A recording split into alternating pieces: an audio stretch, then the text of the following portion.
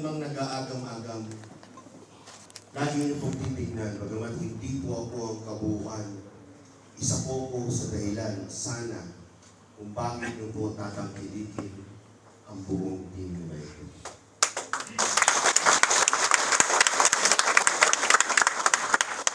Ang lungsod po ng Makati pinakapremyado sa lahat. Ang ambisyon po namin, ng aking brother dito, para sa amin, ito'y gawing super city.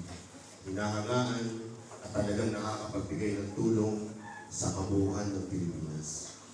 Sa inyo pong lahat dito, pwede po tayo magtinginan maghapon ng mata sa mata. Pwede nyo po kami pintahan. At ang makikita nyo po, puro serbisyo publiko. Hindi po dito inaalam kung ano pong linyada ng aming pangalan. Wala po kami nun. O kaya naman Tagal. Dahil yung Tagal, kahit pa paano, sa aking munting pagkakataon, yung Tagal na po ako. Pero tatandaan niyo pong mabuti. Ang umagang ito ay napaka-importante sa akin lahat. Akasalalay po dito ang hinaharap ng lungsod. At ako po'y nananawagan sa inyo. Siguro sa inyong katahimikan, alam ko ang inyong pagsamahan.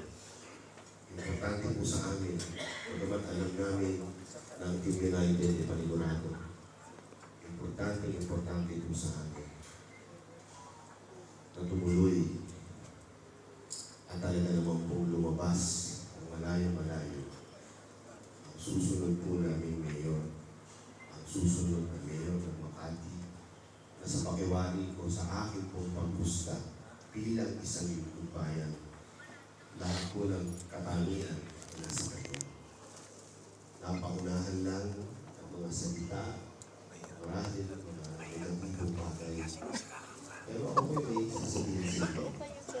Sigurado mo, bawat lamesa rito, may barkadahan ng lupon. Mga midnight lupon. Nag-uusap-usap po kayong lahat, marami. At kayong lahat, pag bumaba ng barangay nyo, ang dami nyo pong kaibigan, inaanak sa kasal, inaanak sa binyan, mga ayos na mga kaso. Pag kayo nagsalita, tiyak, hindi lang tiyak, 100% papaniwalaan.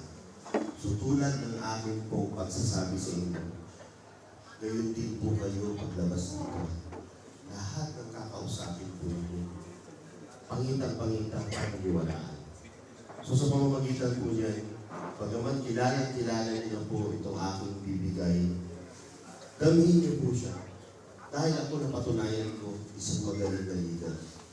Pero tayo po dito sa Makati, bago po natin ika mabalatan ng isang tao, yung pong mga nasa kabila na hindi kaalyado, babalatan na po kami ng buhay. Meron lang po akong sasabihin sa inyo. Kasi tayo, tulad ng sinabi ko kanina, pag may barkadahan, may dumating na bago. At siguro, hindi sinasadyang pagkakataon, yung bagong dumating sabihin na natin medyo kahit paano nakakaangat-angat ng kaunti. Di po ba, pag ganoon, minsan nauunahan ng negatibo. Pero kapag nakasama nyo na, lalong-lalo na nakasama nyo sa midnight lupon, nakagaanan nyo ng loob, nalaman nyo na maayos pala, disente, mabait, at matulungin, at magaling doon sa kanyang trabaho. Di ba, inaakap na po natin? Di po ba, inaakap na po natin? Ganyan po itong tao. At nakikisuyo po ako sa inyo sa pinakamagandang paraan. Bigyan niyo po kami ng pagkakataon. Bigyan niyo po kami ng pagkakataon. Marami po kami gustong patunayan sa Makati. Kulang lang po kami sa pangalan. Marami po kaming experience ng pamamalakad. Madami po. Kung kaya't ngayong umaga, ibinibigay ko na po sa inyo. Sa puso ko, sa puso ng marami, at sana sa puso ninyong lahat. Ang susunod na mayor ng Makati. Mayor Luis.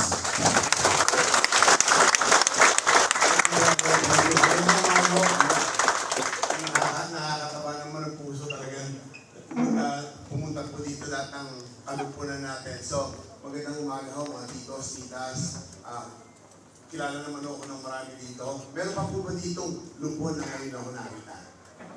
Eh, matanong ko lang kasi baka naman meron, di ba? May mga hindi lumalabas ng bahay. Wala naman ho. Wala ho, okay. Ako si Luis Campos, ha? Tandaan niya, apelido ko.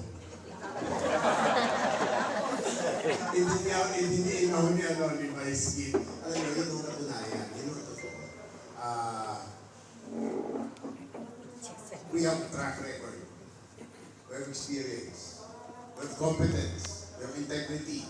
We were never involved in any controversy. Especially financial. Ang wala lang kami, apelido. Diba? Wala tayong apelido, pare. Pero alam niyo, sabi ni Mayor Abby sa akin, siguro marami ako nakarinig ng kwento, sinabihan ako ni Mayor Abby, hinilingan niya ako na ako daw yung magpapatuloy dahil wala naman siyang mapapagkatiwalaan kasi siguraduhin tatapusin at itutuloy. Di ba? Nung hinilingan niya ako, ang agam-agam ko, una, hindi ako kilala sa District 1. Totoo naman yun. Dahil kung pangarap ko at plano na mag-mayor, kung kung ganit ako, di ba? Dapat tumakbo na ako mayor ng 2022. Hindi ko naisip na marami yun, di ba? 2022, wala namang kalaban, pwede naman ako tumakbo. Pero hindi ko ginawa yun. Dahil hindi ko kami nandito ni Mayor Abby dahil sa pwesto. Nandito kami dahil meron kaming iiwanang legacy sa Makati. Na isaayos na ni Abby, dapat isaayos, na ituloy dapat ituin. Of course, no governance is perfect. Alam niyo yan? Di ba? Sa 10 matutuwa sa'yo, siguro may kalahati na magre-reklamo o wala pa, di ba? Sa 100, baka 3 mag-iingay. May reklamo. Pero hindi mo pwedeng pagbigyan ng interest ng iilan against the interest of the many. Alam niyo yan, kalupunan kayo, di ba? Every day na umarap sa inyo yung tao, kung mabigat man yung hinaharap or magaang na kaso, di ba, binabalansin niyo yan eh. Binabalansin niyo. Kabarangay niyo yun eh. Di ba? Pero you have to be able to convey the message of impartiality, objectivity, and fairness to all. Okay? So, nandito kami. Sinabi ni Abby sa akin, tumakbo ko. Sabi ko, hindi ako kilala. Sabi niya, magpakilala ka. Marami ka nagawa. Kung pa rin nakabilido, pinasal kami. Diba? Nagkando ko sa inyo yung story kung ba't hindi mo nagpalit na apelido si Abby. Pero, sabi ko, iba apelido ko. Sabi niya, bakit? Ang Makati ba pag-aari ng isang tao o isang pamilya? Wala nang karapan kahit na sino. Tumakbo ka. Tumakbo ka. Pinausigit pa niya. Yun ang naging kondisyon ko. Sabi ko, ako pipili ng vice mayor ko.